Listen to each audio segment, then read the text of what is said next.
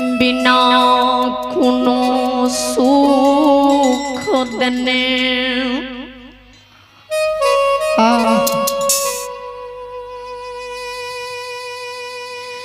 जे मार हमरा सन के कलंकी बेटा के पोखी में जान दिलकई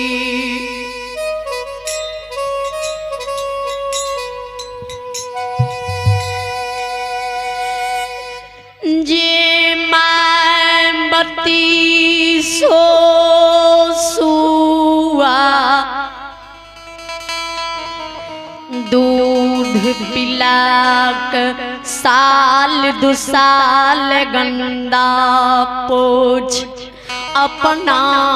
भूखा रही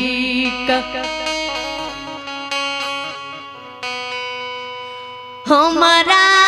सन के बेटा के भोजन करा मोह ठोर लगा के पोस पालक जबान कईने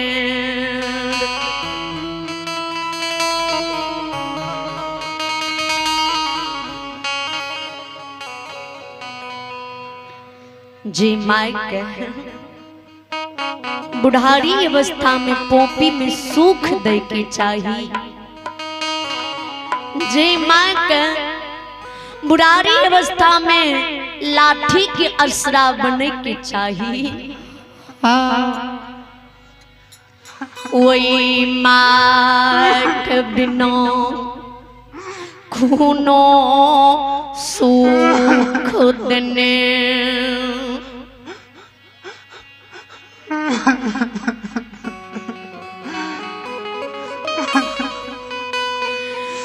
बड़ा शौक से तोहर गहबर फोपी में बांध लिया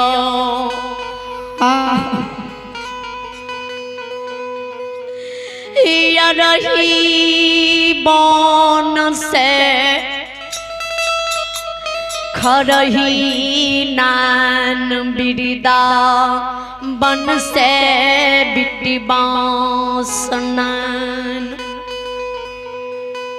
ओ धर्मलाल बाबा कुश की डोर बांट के अरबा अरबन सवा महीना एक शाम भोजन क्या कर रैच के तोहर गहवर बांध लिया मां जी मंजूरनी हंस चकेबा लिखलिए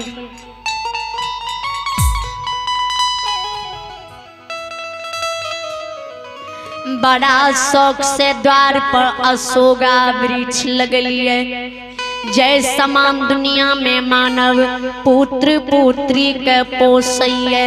ओ समान अशोका वृक्ष में एहो सुबह शाम दिन दोपहर गंगा जल ढार अशोका के सुगा समरजों का पोस पाल के जबान के लिए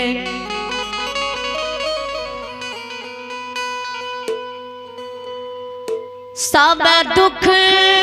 सुख मोह माया के छोड़ के हो एक तोहार भक्ति के कारण एक तोहार धर्म के कारण एक तोहार बचन के कारण के दूली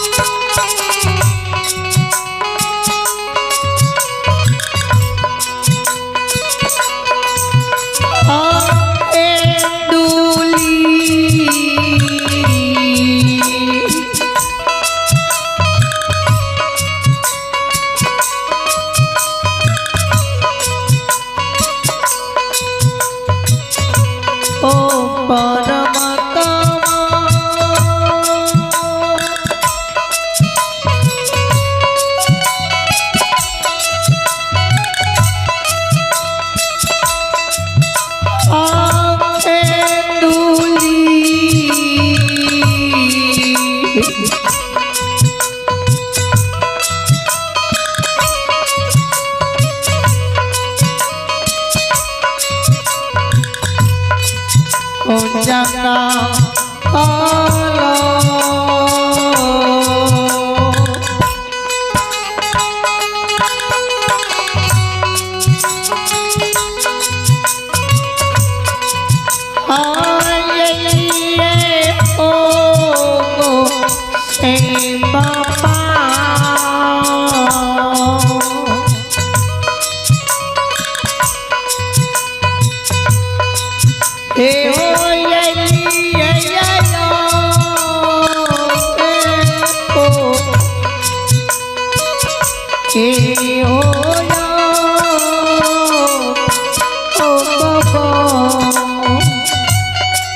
हो गुस्से में सबके छोड़ के तोड़ भक्ति करे ले पॉपी से केदली लिया